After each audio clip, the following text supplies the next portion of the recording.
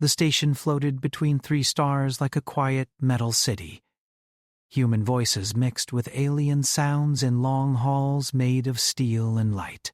Cargo ships arrived every hour. Soldiers watched doors. Traders argued over prices. It was an ordinary day on humanity's first deep space joint station. No one noticed the small alien girl at first. She was barely taller than a human child of 5. Her skin was pale blue, almost silver under the lights. Large dark eyes watched everything with careful fear. She wore a thin, torn cloak that was too big for her small body. Her feet were bare, and they made no sound on the metal floor. She stopped in front of a human cargo worker and looked up. "Are you my daddy?" she asked. Her voice was soft, broken, like she had learned the words from a machine, not a parent. The worker froze. He laughed nervously and shook his head. No, kid. Sorry." He walked away faster than before. The girl did not cry. She only nodded and walked on. She asked a human pilot next, then a Marine, then a doctor. Each time the answer was the same: confusion, silence, a quick refusal. Some humans thought it was a joke. Others assumed she was lost. A few felt uncomfortable and reported it to station security. Still, the girl kept walking, stopping only when she saw another human face. "Are you my daddy?" She did not ask aliens. She passed them without even looking. Her eyes searched only for humans. On the lower maintenance level, Evan Hale was repairing a power relay. He was a human soldier, but not one people noticed easily. He was quiet, tall, and moved slowly, like someone used to working alone. His armor was off. His sleeves were rolled up. Grease marked his hands. He heard soft footsteps behind him. "Are you my daddy?" Evan turned. The small alien girl stood there, hands folded together, eyes wide and serious. He did not laugh. He did not step back. He just stared for a moment, surprised, then lowered himself to one knee so he was closer to her height. "Don't think so," he said gently. "What's your name?" She tilted her head. "I do not have one," she replied. "Not yet." That answer made something tight form in Evan's chest. Before he could say more, station security arrived. 2 officers, 1 human and 1 alien, moved quickly. "There she is," the alien officer said. "Child, you need to come with us." The girl's eyes widened. She took a step back, then rushed forward and wrapped her arms around Evan's leg. "No," she said softly. "Please." Evan stiffened. He looked down at her small hands gripping his pants like she might disappear if she let go. "She's scared," Evan said. "What's going on?" "She doesn't belong here," the human officer replied. "No records, no guardian. That's a problem." "She asked every human the same question," the alien officer added. "We believe she is malfunctioning." "I am not broken," the girl said quietly. Her voice was steady, but her grip tightened. Evan stood up slowly. "You can't just drag her away. She's an unknown alien minor," the officer said. Protocol doesn't comfort a scared child," Evan replied. The officers hesitated. Other humans nearby were watching now. Some whispered. Some looked away. The girl looked up at Evan. "You did not laugh," she said. "That means you are kind." Evan swallowed. They escorted all 3 to the station's medical wing. Scanners showed strange results. The girl's biology was complex and unfamiliar. Her brain activity spiked whenever a human entered the room. When humans left, her vitals dropped. Alien scientists were called in. Old data archives were opened. Forgotten war records surfaced. She belonged to a species created long ago, during a conflict before humans reached the stars. Her kind was engineered to survive in hostile zones, but only if bonded to a protector. That protector role had been designed for a species that went extinct. Humans matched the pattern. Not physically, emotionally. "She needs a guardian," one scientist said. "Without it, her system will shut down, and humans trigger the bonding response," another added. but only one can complete it. The room went quiet. Evan stood at the back, arms crossed, watching the girl swing her feet on the medical bed. She looked calm now, because he was still there. "What happens if no one bonds with her?" Evan asked. The scientist did not answer right away. "She will slowly lose function," he said. "It will be painless." Evan clenched his jaw. The girl looked at him. "Will you leave?" she asked. "No," Evan said immediately. Later, alone in the observation room, Evan watched her sleep. Her breathing was slow, peaceful. He did not know why she chose him. He did not know what the bond meant. He only knew one thing. She stopped asking the question once he stayed. Outside the room, the galaxy debated laws, ownership, and risk. Inside, a small alien child slept safely for the first time, and a human soldier stayed by her side, not yet knowing that one simple moment would change everything. Morning lights on the station shifted from soft blue to bright white. Artificial day had begun. Evan had not slept. He sat in the chair beside the medical bed, arms folded, eyes fixed on the small alien girl. She slept peacefully, curled slightly on her side. Her breathing was steady. Every few minutes, the monitor showed a calm, healthy rhythm. Doctors had noticed something important during the night. Her vitals stayed stable only when Evan was near. When he stepped out of the room earlier to speak with an officer, her heart rate had risen sharply. The moment he returned, it settled again. No medicine had done that. No machine. Only a human presence. Only him. Doctors whispered outside the glass wall. Alien scientists spoke in careful tones, worried and excited at the same time. Data screens showed old symbols from a forgotten war. Evan heard pieces of their talk. "She is a bonded species prototype. Guardian imprint incomplete. Human neural patterns are compatible. She was never meant to survive alone." Evan looked down at his hands. They were still stained with grease from his maintenance work. He was not a hero. He was not important. He was just a soldier who fixed broken things. The girl stirred and slowly opened her eyes. When she saw Evan, she relaxed. "You are still here," she said. "Yes," Evan replied softly. "I'm still here." She studied his face carefully like she was memorizing it. "When I sleep, it is quiet," she said. "When you are close, the noise stops." Evan did not know what to say. He reached for a cup of water and held it out. "Do you feel okay?" She nodded. "Better than before." Before was cold. That word stayed with him. Cold. Later that day, Station Command called a meeting. Human officers, alien diplomats, scientists, and legal observers filled a large room. Evan was asked to attend, though he felt out of place among uniforms and glowing robes. The girl stayed in medical care, watched closely. An alien representative spoke first. Tall, thin, with skin like dark glass. "This child is not a citizen of any current empire. Her species was created, not born naturally. That makes her classified property under old war law." A human commander slammed his hand on the table. "She's a child, not equipment. The law does not recognize emotional terms," the alien replied calmly. Another scientist spoke. "If separated from a compatible human, she will decline. The bonding is not optional." "It is biological, so give her to a human foster group," another alien suggested. "Rotate caretakers." "That won't work," a doctor said. "She needs one." A single guardian. Too many humans confuse the imprint. All eyes slowly turned to Evan.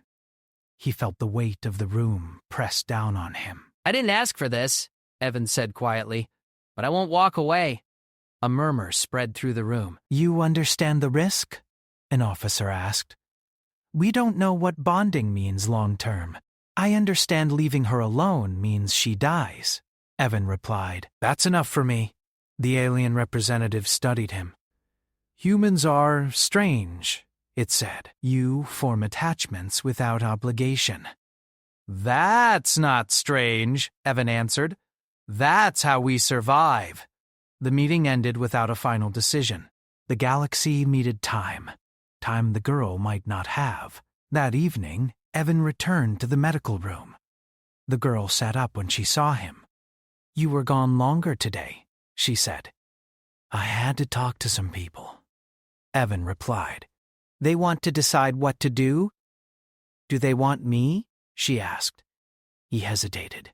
"Some do, some don't know how." She looked down at her hands. "I asked many humans the same thing," she said softly. "Most were afraid. Some were kind but empty. You felt right." Evan swallowed. "I'm not special." She shook her head. "You stayed." The bond test happened the next day. Evan stood in a quiet chamber, surrounded by sensors. The girl stood in the center, barefoot on smooth metal. Scientists watched from behind thick glass. "Just talk to her," a doctor said. "Do nothing else." Evan knelt again, like before. "Hey," he said. "I'm right here." The girl stepped closer.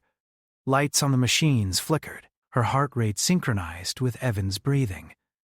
Slowly, carefully, she reached out and placed her small hand on his chest. The chamber filled with soft light. Energy readings spiked, then stabilized. Her body temperature rose to a healthy range. Her posture straightened. Her eyes brightened. "She's stabilizing," someone whispered. The girl smiled. "Found you," she said. Alarms did not sound. No danger appeared. Instead, the data showed something impossible. The bond was complete. News spread fast across the station, then faster across the galaxy. Humans had done something no advanced species had achieved. Not with weapons, not with science, with care. But not everyone was pleased. That night, Evan noticed more security outside the medical wing. Armed guards, restricted access. An alien officer stopped him at the door. Orders from above. Until a decision is reached, the child remains under station control. "She needs me," Evan said. "She will survive for now," the officer replied. Evan clenched his fists. "For now isn't good enough." Inside, the girl waited. When Evan finally entered, she rushed to him and hugged his waist tightly. "They are angry," she said. "I can feel it." "It's okay," Evan whispered. "I've got you." Outside the station, ships gathered. Observers, diplomats. Some friendly, some not. The galaxy was watching, and a quiet human soldier stood between an uncertain future and a small alien girl who had finally stopped asking her question, because she already knew the answer. The station no longer felt like a place of trade. It felt like a place of judgment. Ships from many systems hovered outside the docking ring. Some carried diplomats, some carried soldiers. All of them watched the human station closely. News screens across the galaxy showed the same image again and again. A small alien girl standing beside a human soldier, her hand resting on his chest, light surrounding them during the bond test. To many, it was a miracle. To others, it was a mistake that needed to be corrected. Inside the station, security levels were raised. Doors required double clearance. Armed patrols walked the halls. Evan noticed all of it, but he did not leave the medical wing. The girl stayed close to him, following him like a quiet shadow. She was changing. Doctors noticed it first. Her posture became stronger, her movements more confident, her speech clearer. She learned new words quickly, especially human words. When Evan sat, she sat beside him. When he stood, she stood too. She slept better now. She dreamed. "I saw stars," she told him one morning. "They were not scary." "That's good," Evan said, smiling slightly. She looked up at him. "Are they angry with you?" Evan knew who she meant. "Some of them," he said honestly. "But that's okay." "Will they take me away?" she asked. Evan knelt in front of her. "Not without going through me." That answer made her relax. Behind closed doors, meetings continued. Alien factions argued that humans had interfered with ancient technology.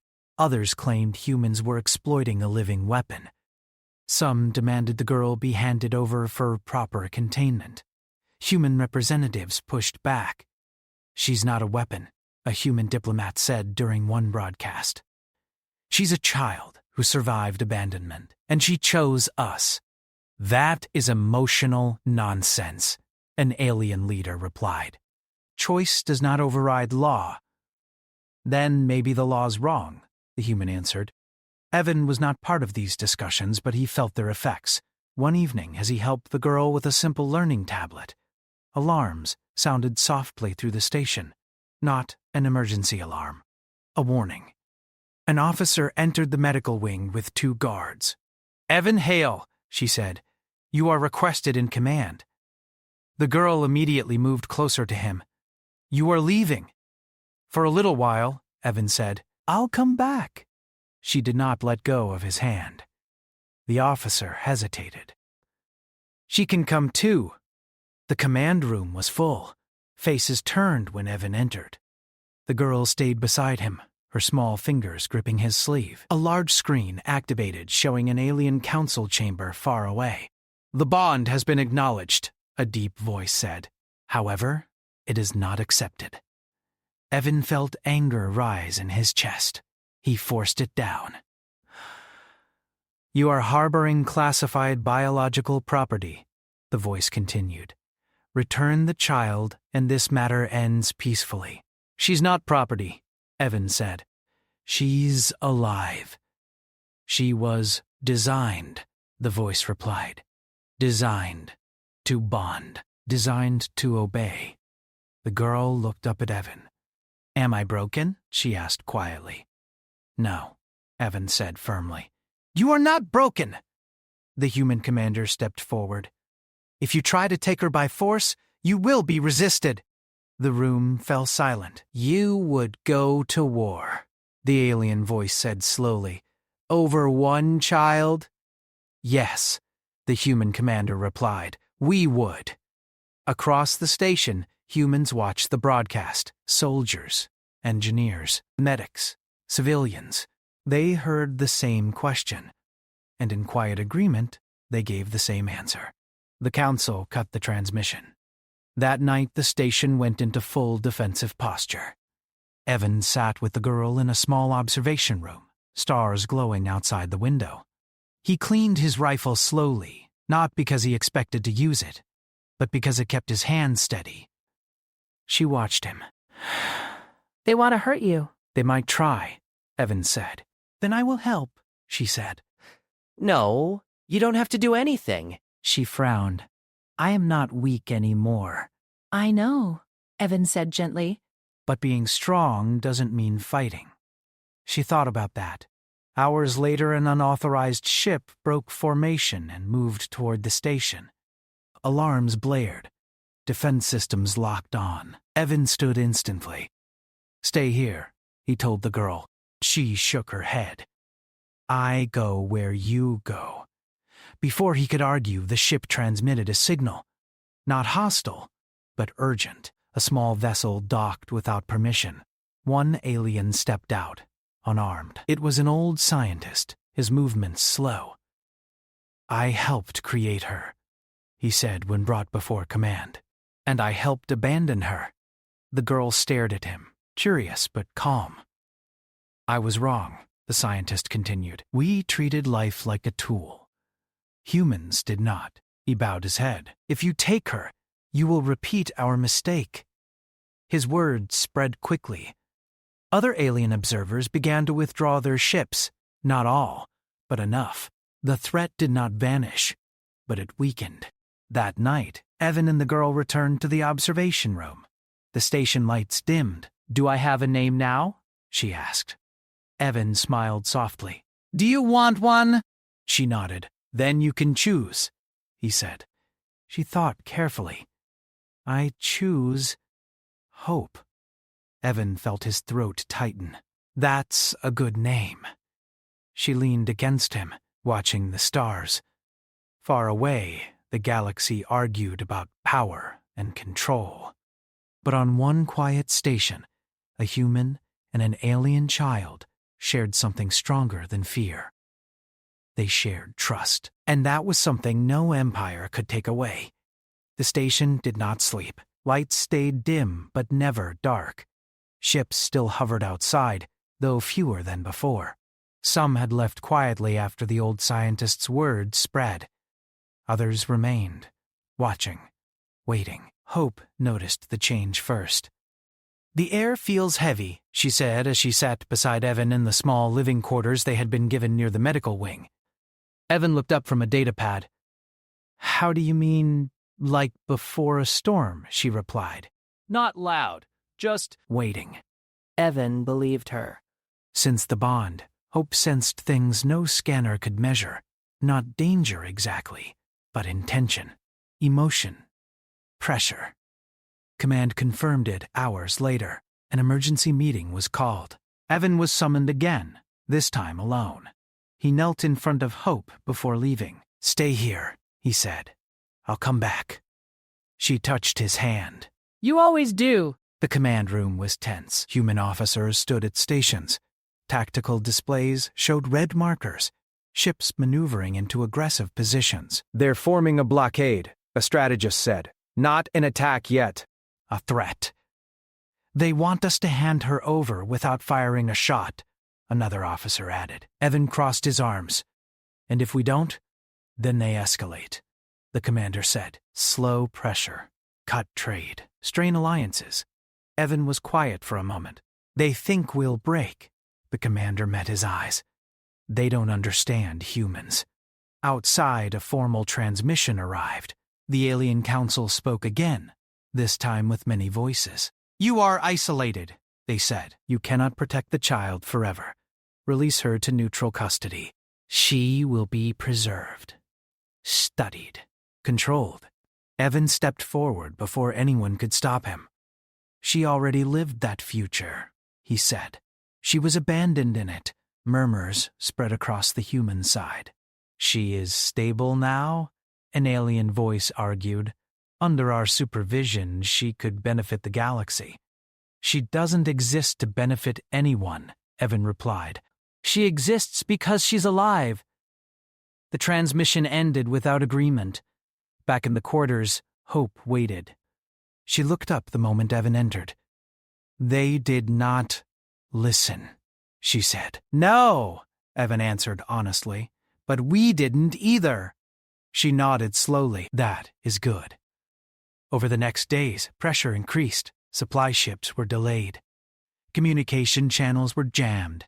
News networks across the galaxy argued endlessly. Some painted humans as reckless. Others called them brave. Hope watched many of the broadcasts, asking questions.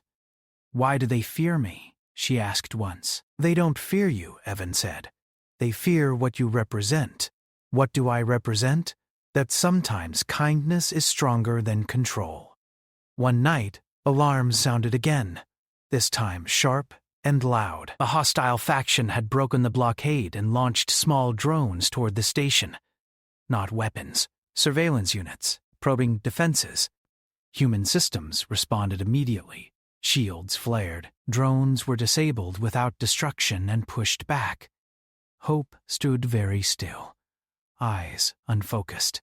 "They are touching the bond," she whispered. Evan moved to her side. "What do you mean?" "They are searching," she said. "Not for me. For you. For humans." Medical scanners lit up. Energy patterns around Hope reacted, pulsing softly. Scientists rushed in. "She's resonating," one said. "The bond is expanding." Evan felt a strange warmth in his chest, not painful, just deep. Hope looked up at him. "I can feel others like you," she said. "Not bonded, but close."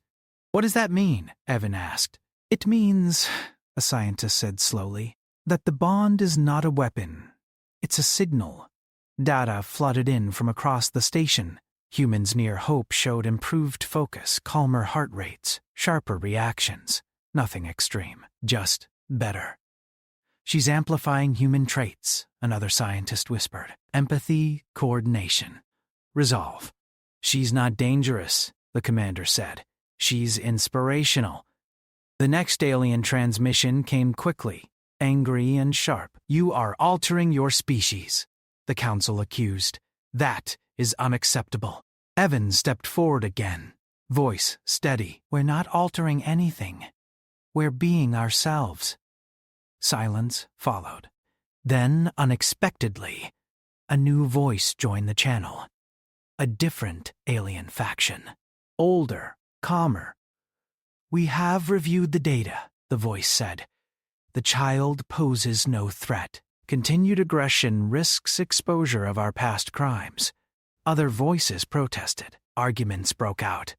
Live across the galaxy. The truth spread. Records of abandoned programs. Engineered children left behind.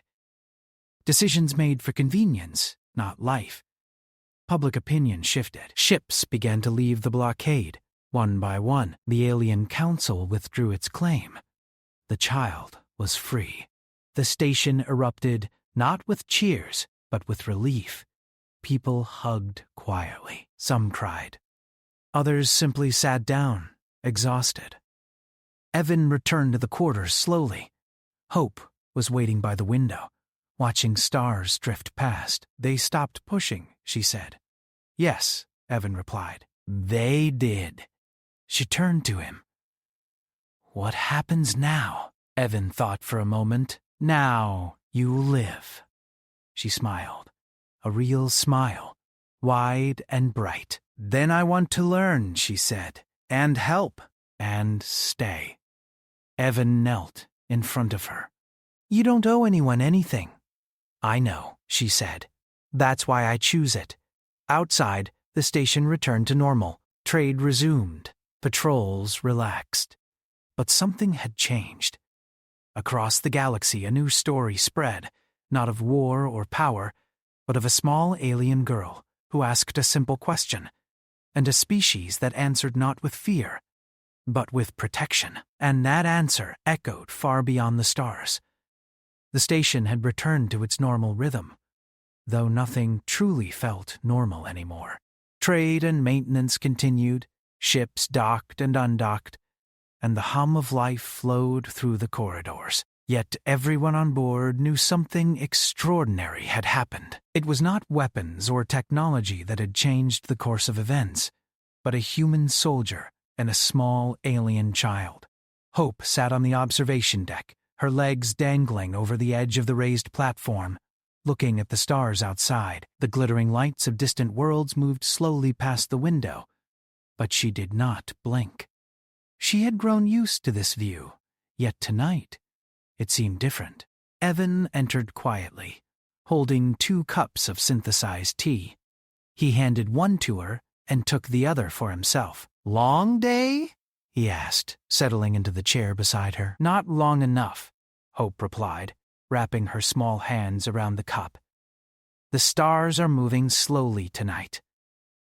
"Or maybe you're just noticing more," Evan said. "You're learning how to see things differently." She smiled. "I think I am." The days since the Alien Council withdrew their claim had been busy. Scientists and medics studied her carefully, but with permission this time. Not as property, not as a weapon, but as a child, as a life. And the bond with Evan was allowed to remain uninterrupted. It was remarkable. Hope had stabilized completely.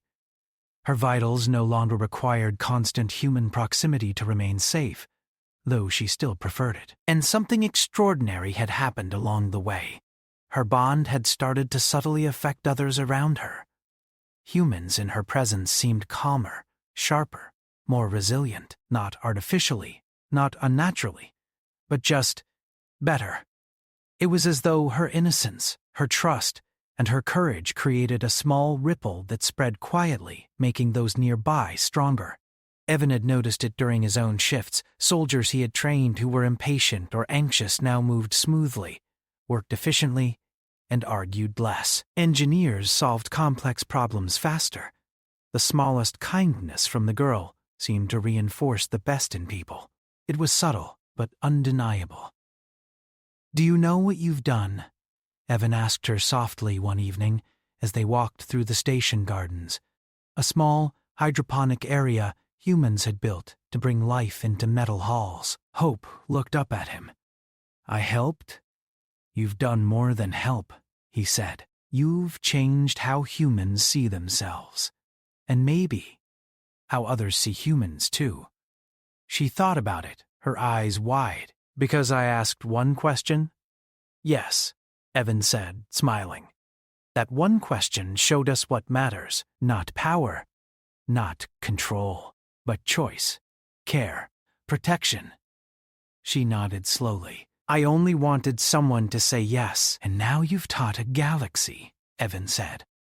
For the first time, Hope truly understood the weight of what had happened. The ships that had once surrounded the station, the threats, the demands, they were no longer worries.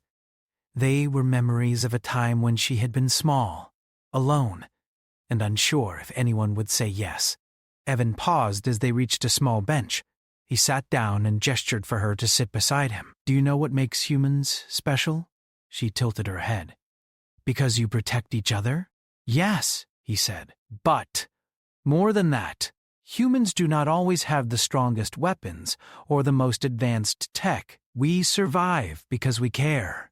We fight for the ones who cannot fight for themselves.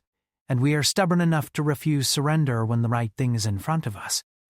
Hope listened quietly. Her hand found his, tiny and warm against his. And I am human too, she said softly, because I stayed. Evan looked at her. You stayed, yes, but you also chose hope. She smiled.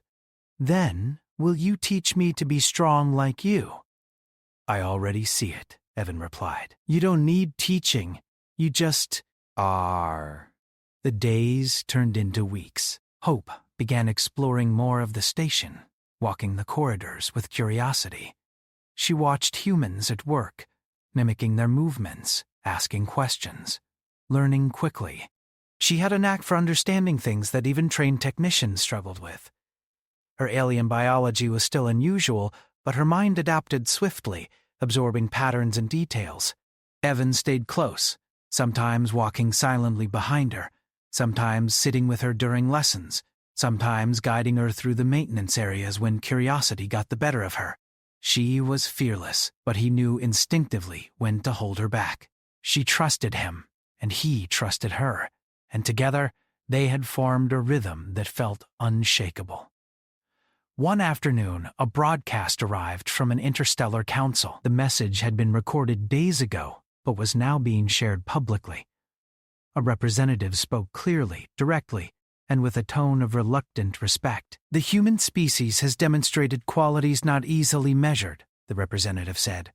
Courage, compassion, integrity. In protecting one life, they have shown the galaxy the power of choice and empathy. This action cannot be ignored. Measures that once sought to control have been reconsidered. The child remains with her chosen guardian. The bond is recognized as legitimate, and the humans of the station have been acknowledged for their bravery and wisdom. Hope's eyes widened. They said what? They said we were right, Evan replied with a small laugh. We did it, Hope. The girl's tiny fists clenched in joy. We did it! Outside the station, ships began to leave peacefully. Trade resumed normally. Diplomats returned to their worlds, carrying the story of the human who refused to abandon a child, and the small alien girl who asked one simple question that changed everything. Weeks later, Evan watched as Hope stood on the observation deck alone, her silver-blue skin glowing softly in the light of the artificial sun. She reached out a hand, not for him, but toward the vast expanse outside. I feel like I belong here, she said quietly. You do, Evan replied, stepping beside her, and you always will. Hope turned to him. Even if the galaxy tries to forget me, even then, Evan said firmly, because you're not just surviving, you're teaching. Hope smiled. Then I want to teach everything. All the humans I can find. All the stars I can touch. Evan chuckled. We'll take it one step at a time. but they both knew that small steps were enough. One small child with courage, one human soldier who refused to abandon her, and an entire galaxy had learned a lesson that no weapon or empire could enforce, that life, trust, and protection mattered more than rules, laws, or power. Hope leaned against Evan's shoulder, her tiny form warm against his side. "Do you think they will tell other worlds about me?" she asked. "They already have," he said. "Your story will spread across the stars, not as a weapon, not as a curiosity, but as a life worth protecting. That is your legacy, Hope." She looked out at the stars again. "Then I am ready," she said softly. "Ready to live, to learn, to be me." "And I will be here," Evan said, "every step of the way." The station lights dimmed, signaling night, though the stars beyond did not sleep. Ships drifted slowly in the distance. Hope and Evan sat together, watching the endless sky. It was quiet, peaceful, safe. For the first time in her life, Hope felt completely certain of one thing. She had found her place. And in finding it, she had changed the place of humans in the galaxy as well. Not with violence, not with war, but with courage, kindness, and the simple decision to protect what was small and vulnerable. The galaxy would remember her, but even more, it would remember the humans who chose to answer a child's question with something greater than obedience or fear. "Are you my daddy?" she whispered softly. "I am," Evan replied, smiling. "And will you always be?" "Always," he said. Hope leaned against him, her hand in his, the stars stretching endlessly beyond the station. And for the first time in centuries, a small alien girl slept peacefully, knowing she was not alone. And the human who had chosen to protect her did not just keep a life alive. He had reminded an entire galaxy what humanity truly meant. Together they watched the stars, quiet but alive, as hope spread farther than either of them could ever imagine.